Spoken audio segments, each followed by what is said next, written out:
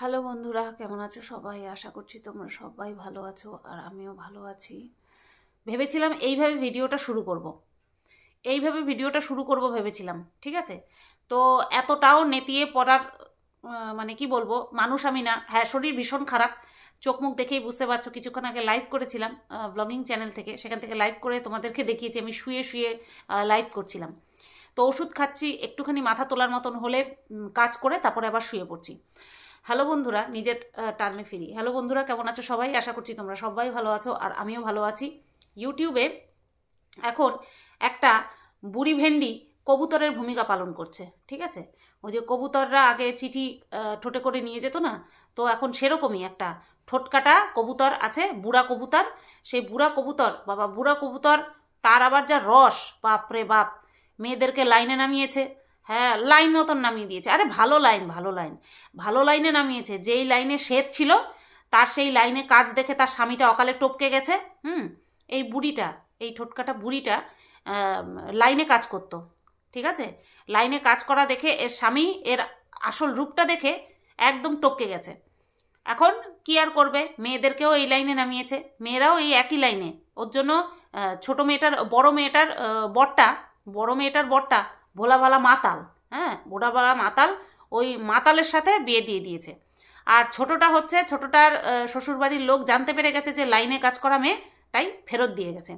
তো এখনও সেই মেয়েগুলিকে উদ্ধার করতে পারছে না, ঠিক আছে? লাইনে কাজ করা মেয়ে উদ্ধার করতে একটুখানি টাইম লাগবে। তার জন্য কি করতে হবে? প্রচুর পরিমাণে টাকা জমাতে হবে। এবার টাকা জমাচ্ছে, নিজে নাকি কাজ করে, কোন চুলের কাজ করে সে তো সেই জানে, সেই বুড়ি ভেন্ডিটাই জানে। তো সেই কাজ করে, তারপরে আবার ইউটিউবে এসে মেয়ের বয়সী মেয়েদের পেছনে একেবারে কি বলবো, পিন্ডি চটকায়। মেয়ের বয়সী মেয়েদেরকে এসে পিন্ডি চটকায়।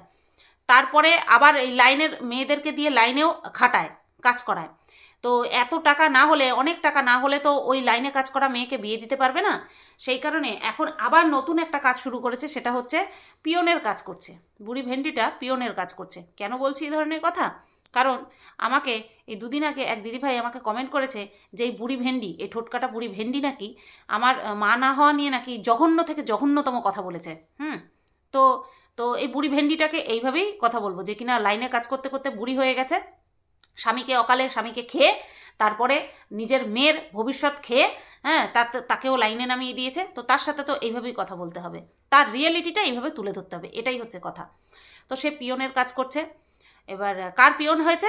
এখন ম্যান্ডির পিয়ন হয়েছে। আরে এক একজন ব্লগারকে তো এক একটা ভেন্ডি ধরে রেখেছে, ঠিক আছে? এই যে এই ম্যান্ডিকে ধরে রেখেছে বুড়ি ভেন্ডি, তারপরে ওইদিকে জাম্বুকে ধরে রেখেছে পতিতা। সবাইকে একটা করে লাঠি ধরে না রাখলে এরা চ্যানেল চালাতে পারবে না। তারপরেও এরা বড় বড় ব্লগারদেরকে ধরে রেখে তারপরেও আমার পিন্ডি চটকাতে ছাড়ে না। এদের এত দুরবস্থা, মরতেও পারে না, সত্যি বলছি, মরণও হয় না। নিজেরা এত বেশি বেশি করে ভিউজ কামাচ্ছে, তারপরেও আমাকে নিয়ে চটকাতে হবে এদের।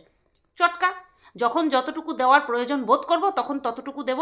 ভদ্রতা শিখেই তুলে রেখেছি, ভদ্রতা অনেক দেখিয়েছি। এখানে ভদ্রতা কেউ দেখতে চায় না, এখানে সবাই নোংরামি দেখতে চায়। তো যতটুকু পারবো নোংরামি তোমাদেরকে দেওয়ার চেষ্টা করব, ঠিক আছে?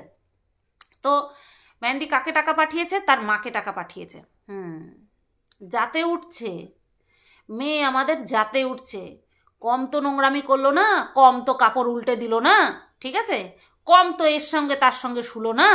এখন যাতে উঠছে। কখনো বাবাকে দেখে, বাবার শেষ অবস্থায় বাবাকে নিয়ে আদিক্ষেতা করলো, তারপরে প্রচুর প্রচুর ভিউজ কামিয়ে নিল, বাবাকে চিতায় তুলে দিয়ে প্রচুর ভিউজ কামিয়ে নিল। এইবার বেঁচে রইল কে? এইবার বেঁচে রইল মা। আরে তোমরা কমেন্ট করো না, তোমরা কমেন্ট করো।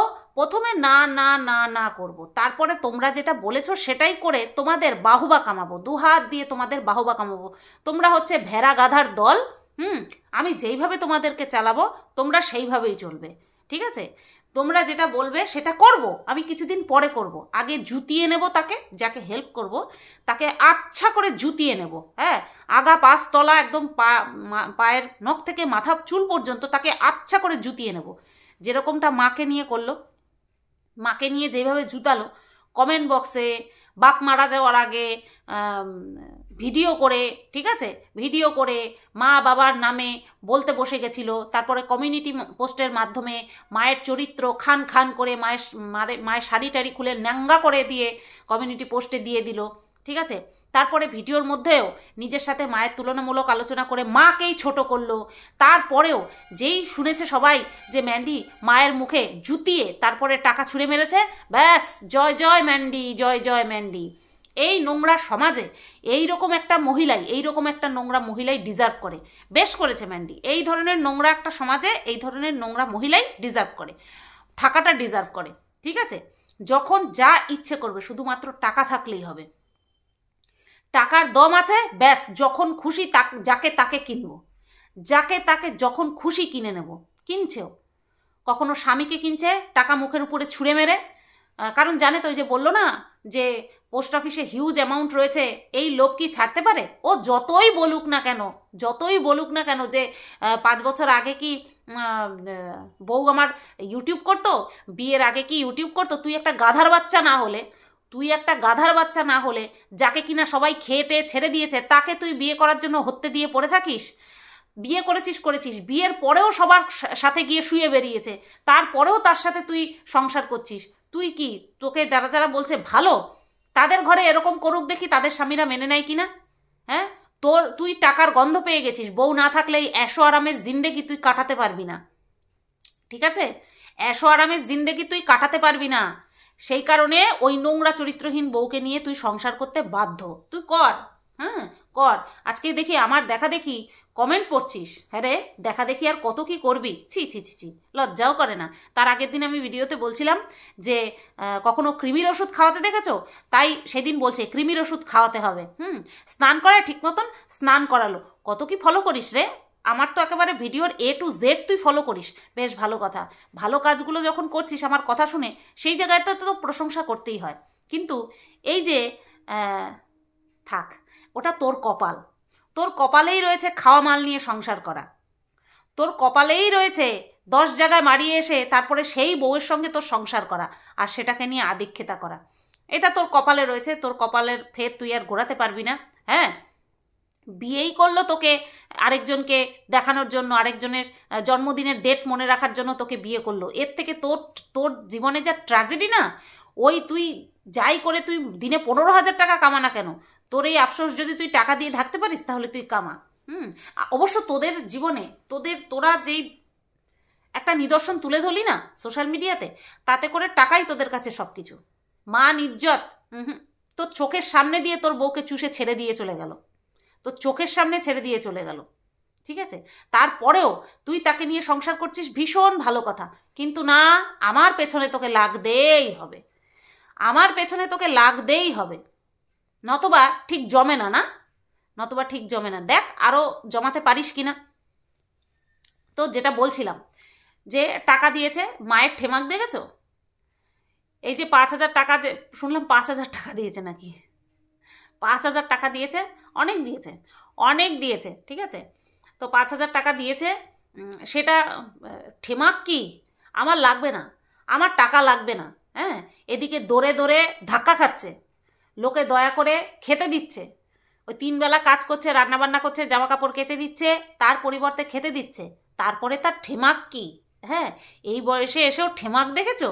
আসলে মেয়ে জুতিয়ে তারপরে মুখে মানে 5,000 টাকার নোট, 5,000 টাকার নোট তো হয় না, 5,000 টাকা ছুঁড়ে মেরেছে। সেটা না হজম করতে অসুবিধা হচ্ছে, মনে হয় হজম করতে অসুবিধা হয়েছে। বলছে আমাকে নিয়ে যা বলে বলুক, নিজের মুখেই বলছে যে আমাকে নিয়ে যা বলে বলুক, আমি কোনো দিনও বলিনি, বলবও না। তুমি নিজে বলো নাই, তুমি তোমার দালালগুলিরে দিয়ে বলাইছো। হ্যাঁ, তুমি তোমার দালালগুলিরে দিয়ে বলাইছো, যখন তোমার মাইয়া মারুর বাড়িতে ছিল, তখন তোমার মাইয়া আমারে ফোন করে আমার কাছে কাঁদুনি গাইতো যে দেখ খা মা, মানে তোমারে তো খা মা ছাড়া কিছু ডাকতো না তোমার মেয়ে, খা মা, ওই দালালগুলিরে দিয়ে সিম্প্যাথি কার্ড খেলছে আর আমার নামে বদনাম ছড়াচ্ছে।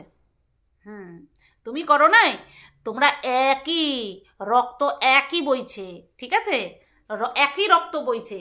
তো খাও, জুতার বাড়িও খাবা, তারপরে টাকাও নিতে হবে।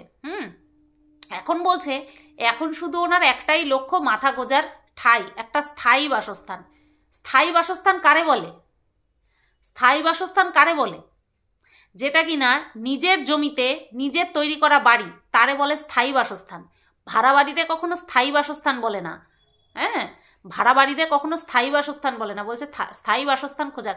এতদিন তো এই হিড়িক জাগে নাই মনের মধ্যে যে একটা স্থায়ী বাসস্থান খুঁজতে হবে। হ্যাঁ, এতদিন তো এই হিড়িক আসে নাই। ওই যে পাপিয়ার বাড়িতে যখন ছিল তখন তো বেশ দিব্যি রীতিমতন কাটাই দিল। কই তখন তো মনের মধ্যে আসে নাই যে আমার একটা স্থায়ী বাসস্থান খুঁজতে হবে বা ভাড়া বাড়ি একটা খুঁজতে হবে। হ্যাঁ, এখন দেখাচ্ছ, এখন নাটক করে করে মেয়েরে দেখাচ্ছ। এদিকে বলছে আমি যাব না, আমি ওই বাড়িতে যাব না। আমি কোন মুখে যাব?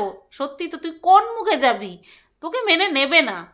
কেন বলতো মেনে নেবে না? একটা কথা বলছি তোমাদেরকে, বাপ জীবিত থাকাকালীন ওই বাড়িটা রেনোভেট করার কোনো প্ল্যান ম্যান্ডি কিন্তু করেনি।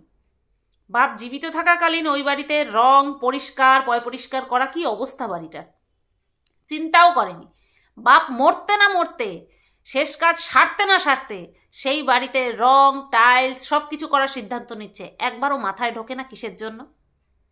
একবারও এই সম্পর্কে প্রশ্ন জাগে না যে কেন এত তাড়াহুড়ো করছে? মানুষ তো কিছুদিন একটু সময় তো নেয়, কিছুদিন তো সময় নেয় যে এই একটা ধকল গেল, একটু কিছুদিন রয়ে সয়ে যাই, তারপরে বাবার অ্যাকাউন্টে টাকা রয়েছে সেটাকে এক্ষুনি ভ্যানিশ করতে হবে, এক্ষুনি করতে হবে।